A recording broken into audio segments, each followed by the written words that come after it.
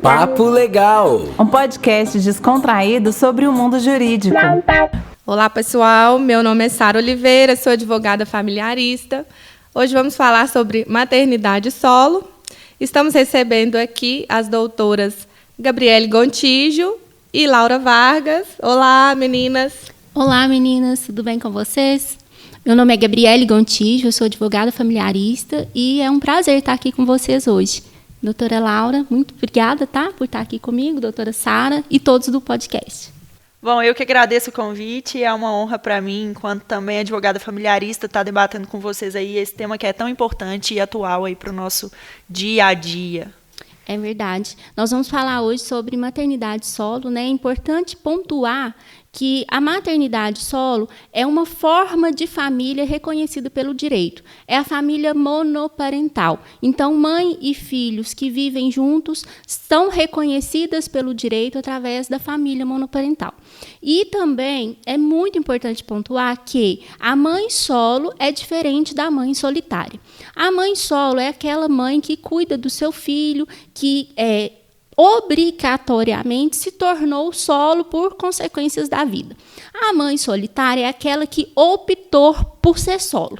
Então, ela optou por ter uma maternidade solo e está tudo bem. Ela também é reconhecida pelo direito. Concorda, doutora Laura? Sim, sim. O que vai diferenciar realmente é que dentro da maternidade solo, né, doutora, o exercício, a autonomia privada, a autonomia ao próprio corpo, os direitos reprodutivos, eles são tutelados porque a mulher opta ou por uma adoção unilateral ou por produção independente, né?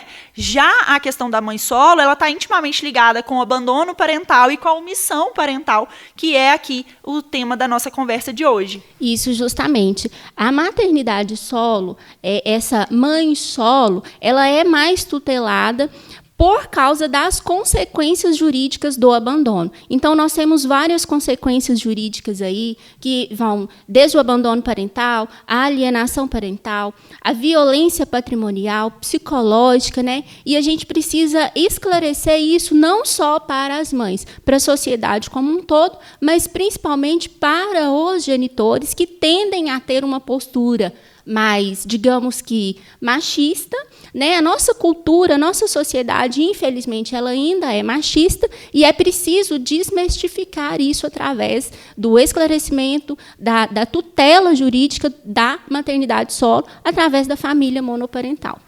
Até no Código Civil de 1916, ele já fazia, né, esse link do estado da maternidade, do maternar com o estado civil.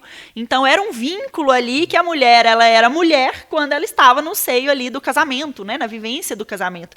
Então, assim, precisa sim desmistificar isso, que maternar não tem nada a ver com o estado civil. Né? O maternar... E que bom que isso mudou, né? Que a sociedade foi evoluindo e que agora nós, mulheres, temos alguns direitos que são mais evoluídos em relação ao Código de 1916. Por exemplo, no Código de 2002, volto atrás, na Constituição mesmo, de 88, né, que foi promulgada em 88, já reconheceu a mulher assim com uma certa autonomia, e isso vem crescendo ao longo do tempo, através também das legislações esparsas. Né? Mas, doutora, eu acho que é muito bom a gente pontuar também, esse espaço de diálogo é extremamente importante, porque as pessoas tendem, a sociedade ela tende a romantizar a mãe solo, né? É aquela famigerada mãe, a mãe ela é pai e mãe, é como se fosse lindo, a mãe guerreira, a mãe que faz tudo sozinha. A mãe que paga a conta sozinha, né? A mãe, ela fica, né, com essa responsabilidade. Isso.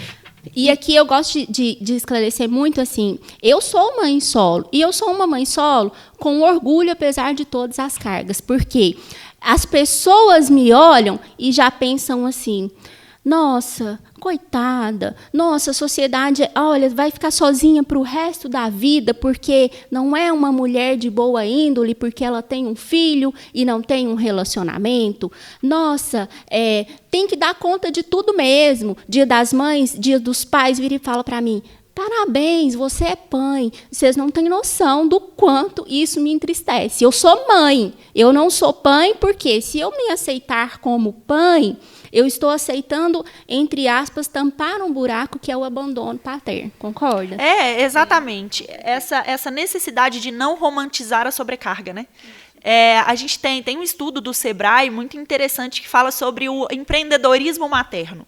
né? Hoje em dia, muito se fala de empreendedorismo materno como se isso fosse, assim, algo de se vangloriar. Claro que é, né? A mulher conquistando seu espaço, apesar de ser mãe, mas não deveria ser apesar de ser mãe, né? O empreendedorismo materno, ele deveria ser ali destinado àquelas mães que efetivamente se encontram como empreendedoras. Agora, na verdade, são aquelas mães que não têm espaço no mercado de trabalho. Na grande maioria das vezes, elas não têm espaço no mercado de trabalho. E tem que se virar, E tem que se virar. E aí vira nos 30. E aí elas são Você ali... tem que se virar mesmo. elas são inseridas nesse mercado do empreendedorismo materno como uma forma de opção para suprir ali aquele orçamento, às vezes, deficitário, porque a prestação alimentar, às vezes, não é suficiente para suportar ali, né, aquele ônus da criação patrimonial, pecuniária dos filhos. Justamente. E assim, é importante, justamente falando sobre essa sobrecarga, eu puxo um gancho aqui para falar sobre a importância da rede de apoio.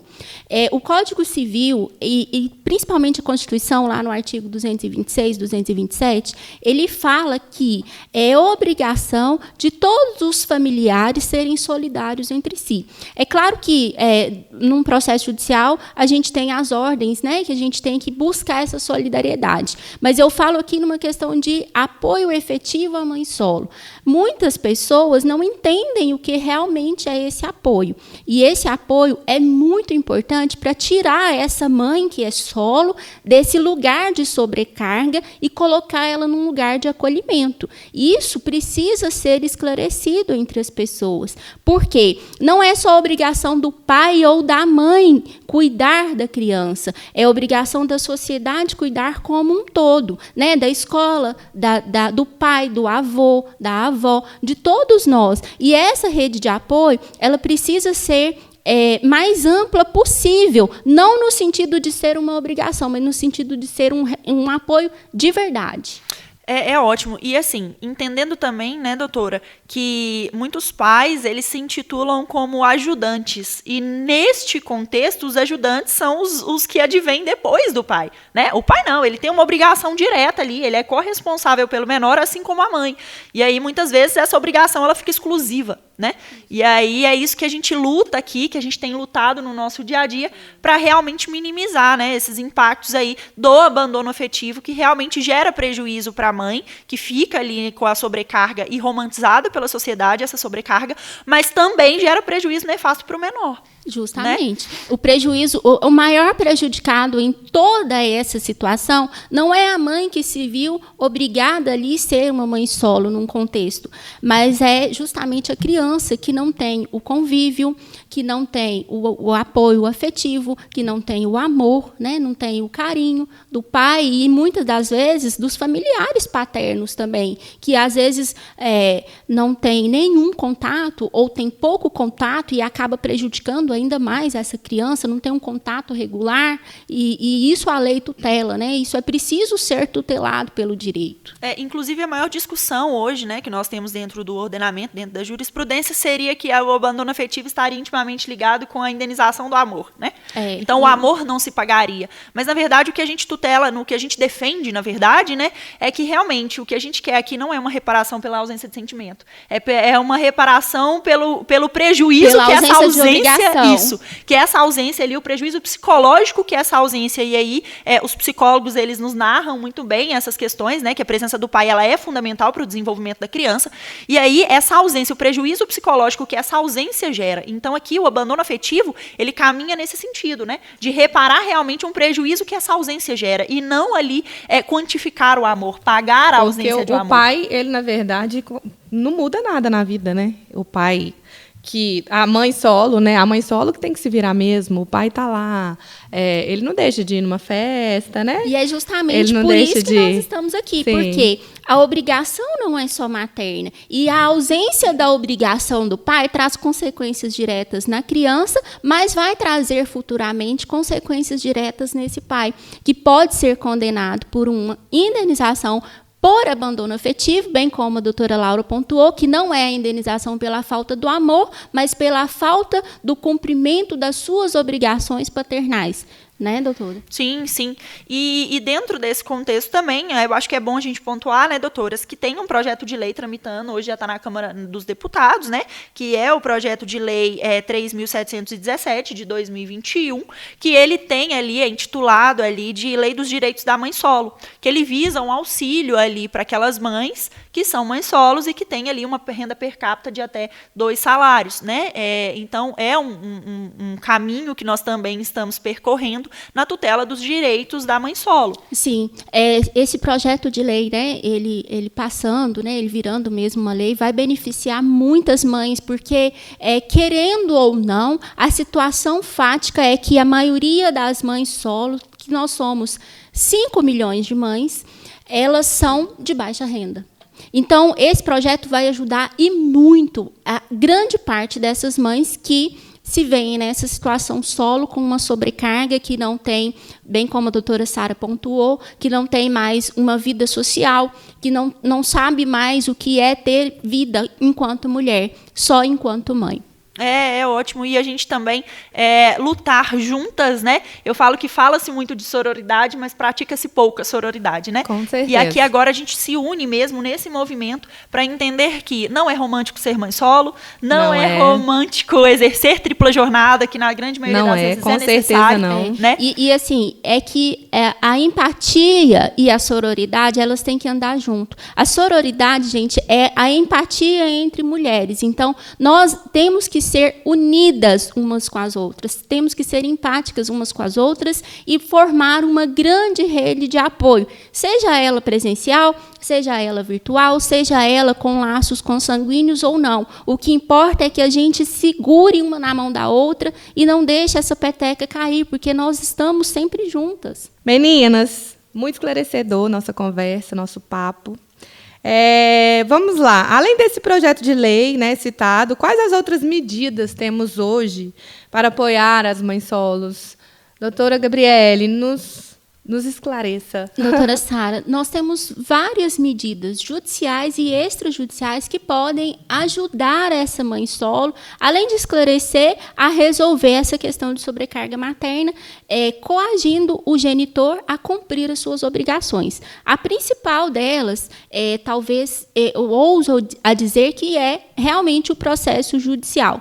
E usar dos métodos extrajudiciais, como a conciliação, a mediação, até mesmo a constelação familiar, para ajudar e dar apoio na solução desse problema. Então, nós temos a mediação judicial, que é dentro de um processo judicial, a conciliação, em alguns tribunais já tem aceito a constelação judicial, e os métodos extrajudiciais, né, doutora Laura? Mediação também. Isso. A gente conta hoje, né, com essa retomada do diálogo por parte dos genitores, porque aqui o vínculo conjugal, às vezes, ele se dissocia, né, ele se desfaz, mas o vínculo parental não. E aí a mediação, ela tem esse objetivo, né, de fazer com que as partes elas retomem o diálogo, esse diálogo necessário, que vai ser aqui necessário, de fato, né, para perdurar ali nessa relação parental, com respeito e aí visando sempre o interesse do menor. As constelações familiares, como a doutora bem pontuou, que é um método que tem sido reconhecido já, né, inclusive pelo Tribunal de Justiça de Minas Gerais, utilizando as constelações familiares para aproximar ali as partes, né, para que elas tenham contato ali a partir dessas técnicas e do direito sistêmico, que elas possam também se reprogramar para ter este contato íntimo, né, entre genitor e criança, que também é muito importante. Mas, assim, eu ouso dizer que a mediação, ela é a menina dos meus olhos mesmo, porque ela tem esse objetivo onde um terceiro imparcial, ele fomenta ali o diálogo entre as partes, né? Então, a mediação, ela tem sido muito utilizada, tem sido muito aceita e tem trazido bons resultados aí no que tange a essas questões envolvendo convivência parental, né? E minimizando aí os impactos do abandono afetivo também.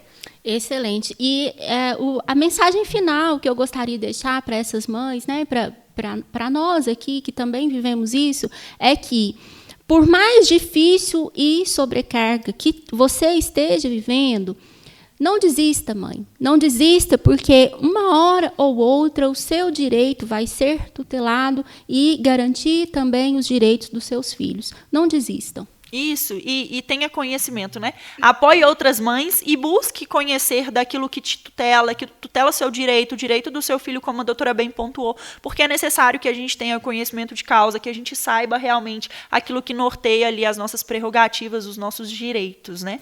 Busque o direito mesmo, né? E não caia lá nas ameaças do genitor, né? Vá em busca mesmo. Gente, vamos finalizar, então, mais um episódio do Papo Legal. Muito obrigada, doutora Gabriele Gontijo, por ter vindo, né, nos prestigiar. Eu é que agradeço, doutora Sara, pelo convite. Foi muito gratificante, né, compartilhar isso com a doutora Laura também. E, principalmente, a doutora Marina e toda a equipe lá da UAB Divinópolis que estão com esse projeto lindo que é o Papo Legal. Muito obrigada, doutora Laura Vargas. Foi um prazer tê-la aqui. Imagina, o prazer é todo meu, que nos encontremos aí, né, tutelando esses direitos familiaristas que são tão importantes e precisam ser publicizados. Quem agradece o convite sou eu por compartilhar aí desse dia com vocês. Muito obrigada. Obrigada, gente. Até mais. Papo Legal. Um podcast descontraído sobre o mundo jurídico.